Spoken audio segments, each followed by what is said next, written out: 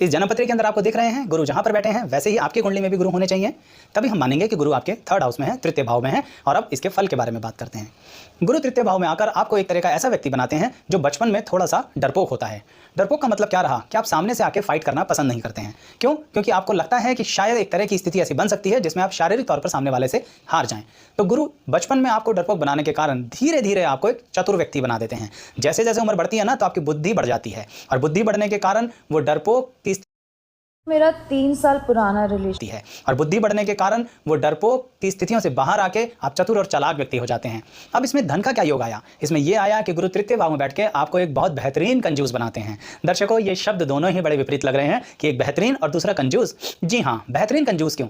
कंजूस उसे ही मानते हैं, आप सब समझते हैं, जो धन को खर्च नहीं करने वाला, बिल्कुल दांत से पकड़ के खर्च करेगा। पर बेहतरीन क्यों बोला मैंने? फिर बेहतरीन इसलिए बोला दर्शकों, क्योंकि आपको पता है कि आपको अपना पैसा कहाँ खर्च करना है। दूसरे पर तो बिल्कुल भी नहीं खर्च करना। सेल्फिश पहले मोटिव पूरा करोगे, फिर सेक्रीफाइस भी कर दोगे। यानी सिर्फ सेल्फिश नहीं हो, पर सेक्रीफाइस किस पे करोगे? सिर्फ और सिर्फ अपने परिवार पर, रिश्तेदारों पर नहीं। मित्रता के बारे में आपको बताऊं, मित्रता के विषय में तभी मित्रता होगी गुरु थर्ड हाउस वाले व्यक्ति से जब मित्रता में भी कुछ मतलब होगा। शब्द तो अजीब लग रहे होंगे, पर यह सच्चाई है कि कहीं ना कहीं कुछ फायदा हो तो मित्रता भी रखें, नहीं तो क्यों रखें। तो जिनके गुरु थर्ड हाउस में हैं वो सबसे ज्यादा अपने बारे में सोचते हैं, और अगर अपने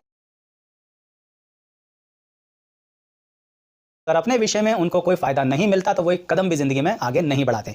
ये बात गलत भी नहीं है, क्योंकि मैं इसको ऐसे बिल्कुल नहीं कहूंगा जो आप सोचें कि क्या वो लोग गलत हैं। गलत नहीं है, मैं तो आपको ग्रह का प्रभाव बता रहा हूं और जो आपके ऊपर सबसे ज्यादा इफेक्ट डालता है जीवन के अंदर।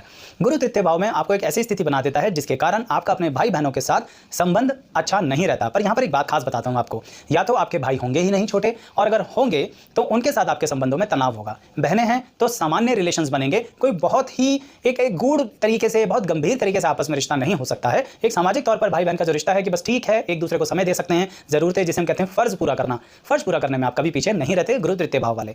साथ में गुरु तृतीय भाव वालों के लिए एक बात कहूंगा कि ये लोग सेल्फ ईगो और सेल्फ रिस्पेक्ट, इन दोनों में अंतर पूरी जिंदगी करते ही रहते हैं। कहने का मतलब जरा समझने में दिक्कत आती कर रहे हैं, हम जो अपने दिल को चोट पहुंचा रहे हैं, हम जो यहां पर किसी डिसीजन को ले रहे हैं, ये हमारी ईगो से तो नहीं निकल के आ रहा। क्यों? क्योंकि इन्हें हमेशा ये लगता है कि कोई ना कोई इनकी ईगो को हर्ट कर रहा है। इसी के कारण कभी कभी जो मैंने आपको बोला ना दर्शकों कि बचपन में डरपोक थे, उसका कारण यह है कि जवानी तक आते आते भी बुद्धि कुशाग्र हो गई, लेकिन आज भी वो डरपोक वाली स्थिति कहीं ना कहीं अंदर है। इसी के कारण सामने से तो नहीं बोलते, पीछे से चिल्ला चिल्ला के बोलते हैं गुरु तृतीय भाव वाले। बुरा लग सकता है आपको, पर मेरा फर्ज है बताना।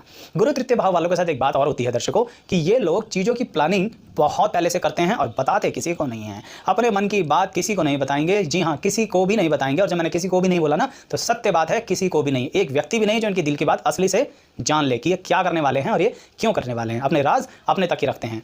इसलिए जब ये जीवन साथी का चयन करते हैं, चुनाव करते हैं, यानी विवाह से संबंधित विचार करते हैं, तो गुरु तृतीय भाव वाले लोग अपने जीवन साथी के चयन के अंदर बहुत समय लगाते हैं। कहने का मतलब कभी कभी तो ये ऐसा मान के चलते हैं कि वो जीवन साथी चाहिए जो पूरी तरह से हमारे लिए सूटेबल हो पाए। आप कहेंगे ऐसा तो सब सोचते हैं। दर्शकों, सब सोचते हैं, लेकिन उस विषय पर सारे पॉइंट्स के टिक नहीं करते। अब यहां पर अपने अनुसार सूटेबल होने का मतलब पता है क्या है दर्शकों? कि गुरु तृतीय भाव वाले व्यक्ति अगर आप हैं तो आप कहेंगे कि हमें समाज से कोई मतलब नहीं है, हम बचपन से आज तक सिर्फ अपने बारे में सोचते आए हैं। तो जीवन साथी भी ऐसा होना चाहिए जो हमारी बात मान जाए, हमारी बात समझ जाए, हमारे विपरीत ना जाए। अभी साहब ये तो मत ही समझिए कि आप जीवन साथी पर दबाव बनाने वाले हैं। दबाव नहीं, कैसे भी मैनिपुलेट करें, कैसे भी डिप्लोमेसी का इस्तेमाल करें, साम दाम दंड भेद इस्तेमाल करने के बाद आप चाहेंगे कि आपका जीवन साथी आपकी बात माने, क्योंकि गुरु तृतीय भाव में। और एक राज की बात बताऊं, गुरु तृतीय भाव में बैठ के आपके जीवन साथी के घर के ऊपर एक ऐसी दृष्टि डाल रहे हैं कि आपका जीवन साथी आपकी बात मान जाएगा।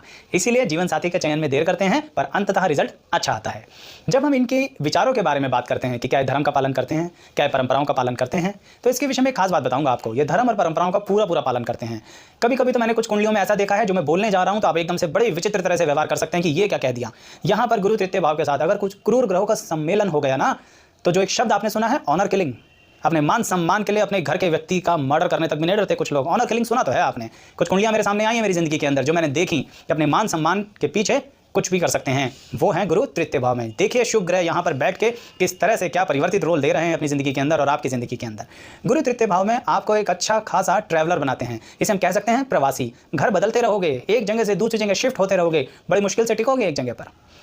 हिम्मत भी है, ताकत भी है, मैं मना नहीं कर रहा हूँ आपको। पर कहीं ना कहीं एक बात जरूर कहूँगा कि थोड़ा बहुत गुरु तृतीय भाव वालों को सैक्रिफाइस और डोनेशन की हैबिट बना लेनी चाहिए। क्योंकि अगर सब कुछ समेट के रखोगे ना दर्शकों, तो किसी दिन पोटली में ऐसा छेद होगा कि सिर्फ पोटली हाथ में रह जाएगी।